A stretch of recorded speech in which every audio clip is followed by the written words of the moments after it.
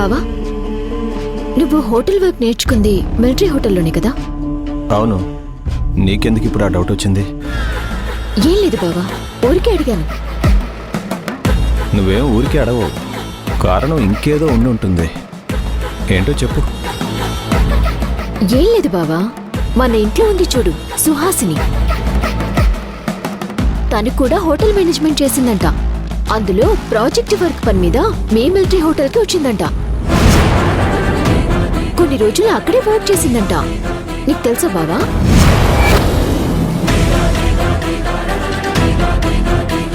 ఏంటి బావా అలా అయిపోయావు? నీకు తెలుసా అని అడుగుతున్నాను. నాకు తెలీదు. తెలియకపోవడం ఏంటి బావా? నువ్వు ఖచ్చితంగా అక్కడ చూసి ఉంటావు. ఎందుకు అంటే 1-2 రోజులు కాదు కదా బావా, నెల రోజుల వరకు ఆ హోటల్లోనే ఉందంట. మరి ఖచ్చితంగా అప్పుడు మీ ఇద్దరికి పరిచయం ఉండే ఉండాలి కదా. అసలు నీకు ఇవన్నీ ఎవరు చెప్పారు? ఎవరో చెప్తే నేనెందుకు నమ్ముతాను బావా? నేనే తెలుసుకున్నాను. కొన్ని సందర్భాల్లో తన చదువు గురించి, తను ఎక్కడ వర్క్ చేసిందనే దాని గురించి సుహాసిని నాతో చెప్పింది. అయినా ఇప్పుడు ఇవన్నీ నీకెందుకు? తనేం ఇంతకు ముందు నాకు పరిచయం లేదు. ప్రాక్టికల్స్ కోసం ప్రాజెక్ట్ వర్కుల పనుల మీద ఎంతో మంది స్టూడెంట్స్ మా హోటల్కి వచ్చేవాళ్ళు. వాళ్ళలో ఒక అమ్మాయి సుహాసిని అయి ఉంటుంది.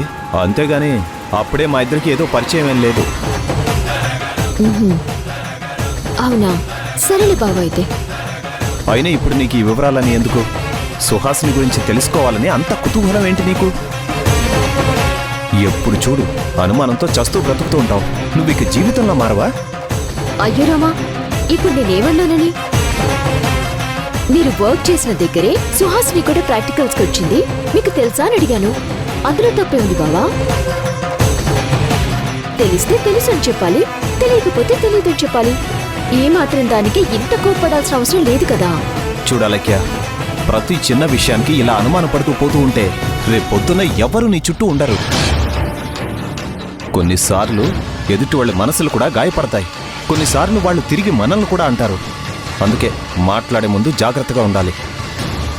ఏం చేయను బావా, నాకంతా అలవాటైపోయింది. నీతో తిట్టించుకుందే నాకు రోజు గడవదు కదా. నువ్వు జీవితంలో మారవలక్య. నువ్వు పూర్తిగా సిగ్గుదిలేసావు. పరువు గురించి పట్టించుకోవడం మానేశావు. ఎప్పుడు చూడు పక్క వాళ్ళ జీవితాల్లో వేలు పెట్టి గెలికి చూడాలనుకుంటావు. నాకు కాదు బావ సిగ్గులేంది, నీకు. నేను బంగారం అడిగితే కోపడతావా? మరి నువ్వెవరి కోసం బంగారం కొన్నట్టు? అసలు ఈ విషయం ఇలా కాదు, రేపు రేపు చెప్తాను.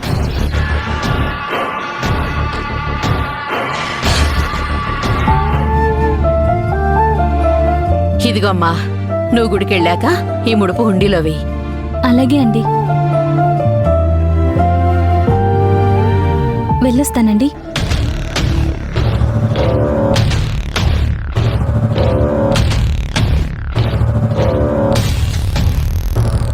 సుహాసిని,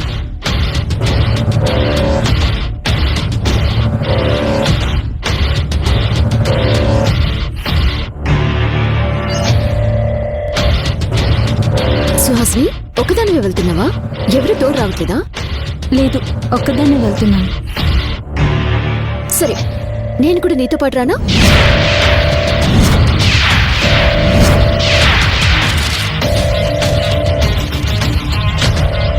నీకెందుకులే అలెక్య శ్రమ, నేను వెళ్తాను. ఇందులో శ్రమ ఉంది, నేను కూడా వస్తాను.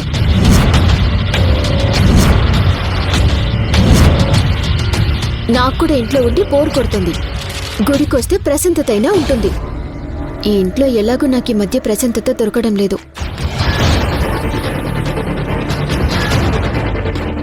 అలేఖ్యా, తను ఒక్కతే వెళ్తాను అంటోంది కదమ్మా, వెళ్ళనివ్వు. పైగా తను అక్కడే నిద్ర చేయాలని కూడా చూస్తోంది. అవునా? సుహాసిని, బెడ్షీట్స్ అవన్నీ పెట్టుకున్నావా? మళ్ళీ అక్కడ ఉంటాయో లేదో? పెట్టుకున్నాను అలేఖ్య. అయినా పెద్ద పెద్ద గుళ్ళో అవన్నీ ఉంటాయి కదా. అలా కాదు సుహాసిని, ఒకసారి చెక్ చేసుకోవాలి. పెట్టుకున్నావో లేదో మళ్ళీ మళ్ళీ చూసుకోవాలి. లేదా లేఖ్య, నేను పెట్టుకున్నాను, నాకు గుర్తుంది. లేదు, పెట్టుకోకపోతే మళ్ళీ నువ్వు అనవసరంగా ఇబ్బంది పడతావు. ఏది బ్యాగ్ లేవు? నేను చెక్ చేస్తాను. ఇవ్వు.